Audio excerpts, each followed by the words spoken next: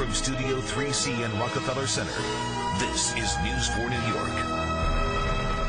Up next on News 4 at 7, the power of JFK.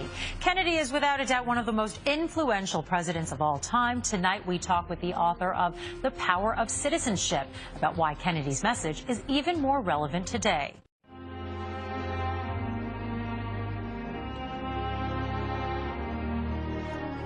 Tonight, as we mark the 50th anniversary of the assassination of President John F. Kennedy, many are reflecting on Kennedy's call to ask not what your country can do for you, ask what you can do for your country.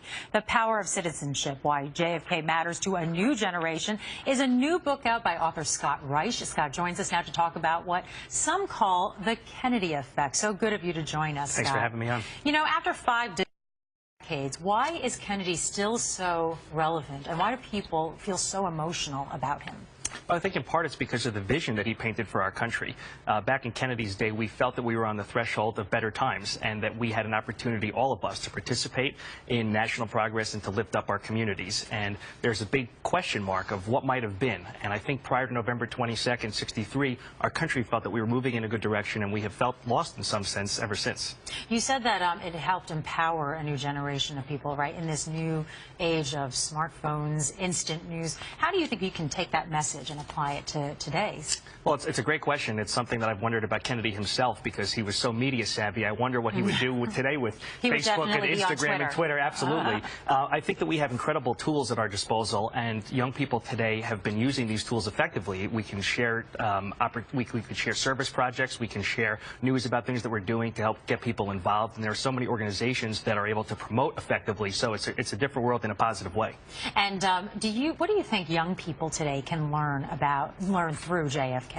Well, I think JFK offers us this timeless message that we are, as citizens of a country, we have great privilege here, but with great privilege comes responsibility. And each of us needs to look inward to assess how in our own lives we can contribute. So for some, it may be entering a career that serves an important public interest. For others, it may be doing volunteer work at a local charity or getting involved in the armed forces, the police, the fire departments, being a doctor, a lawyer. There are so many ways to get involved. The message is do something. It seems, I mean, it's inevitable to draw this comparison, but they say a lot of young people now are disinterested in politics. You know, a lot of them don't come out to vote. You know, the primaries was a good result. There were hardly anybody voted in the New York primaries.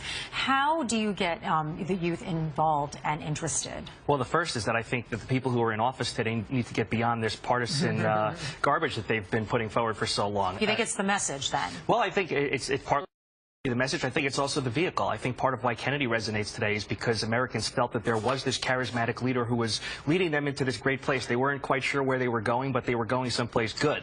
And I think part of it is people feeling that they can make a difference. And right now there's this general frustration and dissatisfaction with the system, so to speak. And that's why I think that, as Kennedy said in his inaugural address, it's time to pass the torch again, and young people need to get involved. So what do you think is the best way for young people to sort of be inspired? Do we need another figure? Well, someone to move us past, you know, the cynicism? In some ways, but yes, the political arena does need somebody fresh. I think that there are ways to do it outside of the political context also, because, you know, if we look at young people today, there is a greater sense that people can affect change without serving in public office. Right. And so I think that it's a question of people accepting responsibility. And Kennedy has this famous ask not what your country can do for you line. But I think that what he really means is that we should localize that message and ask what we can be doing for our local communities, for our towns, for our family and friends. And you've always been interested in JFK. Did you ever think you were going to write a book? Perhaps in the back of my mind, but I will tell you that ever since I saw a clip of his inaugural address, I was absolutely hooked, and I knew I wanted to learn more, and I just felt that he offered us something that was truly special and romantic, the promise of a better tomorrow. Okay. Thank you so much for joining us, Scott. Looking forward to reading the book. Thanks so much.